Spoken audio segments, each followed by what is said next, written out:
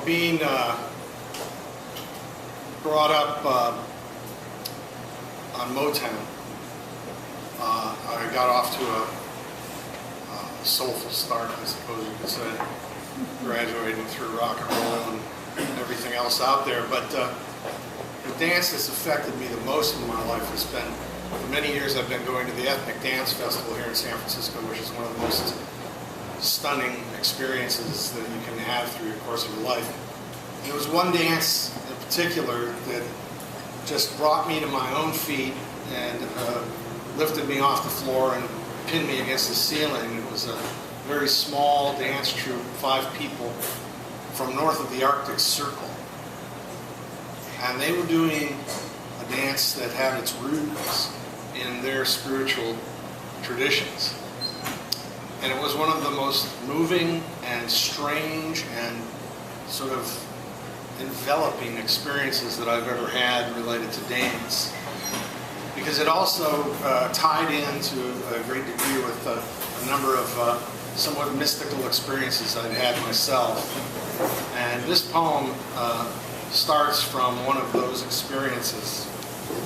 And this is also from a work that currently is somewhere on tour around the United States, seeking a rabidly lovely publisher, whoever that might be.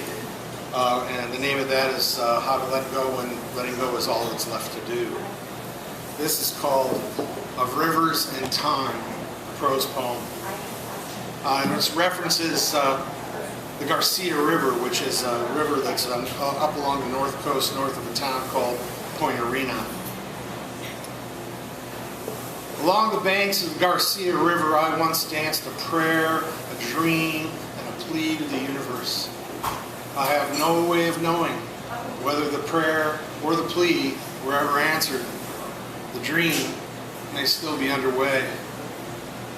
It was raining one of those typical North Coast rains, unsure of where the ground was, which direction was up, in no hurry, and without a clue. I was there to seek direction. What I got in exchange was a sore throat and a cold night. Still, I danced an excellent dance and took heart in the course of my chosen path. Yet another dance many miles to the south brought into my life this one sweet hippie chick, rainbow as I recall, with eyes that laughed all the time, even when she was embracing sorrow. She'd gone to some festival in Montana, come back pregnant, happy the contributor didn't know, would never realize he might have a child who shared his mystical fingerprints. It isn't a mystery, I've since learned, if you're never told of something that calls out to be solved. I was the one to watch her belly swell until she asked me to leave before the grand entry, as she wanted the child to herself alone. I fell into sadness for a very long time. I wandered a long meander, asking no respite, yet it came without effort, brushing horses, picking apples, fighting a scorched forest with a pick and shovel. I worked alongside stranger beings than myself, knew that I was less unusual than I strived to become. Ate curry in an orchard, kissed a woman with a tattooed ear, listened to a Russian singing about a bird he could describe in no other manner. I was still learning, still separating fire from smoke. This has never changed. Time enjoyed my company, but answered few questions. The next time I danced a prayer was inside a deep and low cave, flat echoes closing me out. Not here, not here. This place is already taken. You cannot abide. My dance crawled out of the mouth of the earth, wove among giant and ancient trees that permitted my trespass, brushed against the mule deer with starry eyes, startled a red-tailed hawk that had nothing more to offer but vision and certainty. This dance I danced was less an imperative, more a product of desire, though it did not on this occasion suffer rain, only stars and the deep obsidian ripples of anguish. Where was I going with so many dances? Where would they take me? A woman with dark and lustrous eyes who lived at the edge of a bird sanctuary took me as her younger lover, cooked pasta in an enormous pan with whole mushrooms and wild tansy and the taste of her lips on the edge of a crystal goblet. I knew from the moment she took off her clothes she would enjoy my company only a brief time.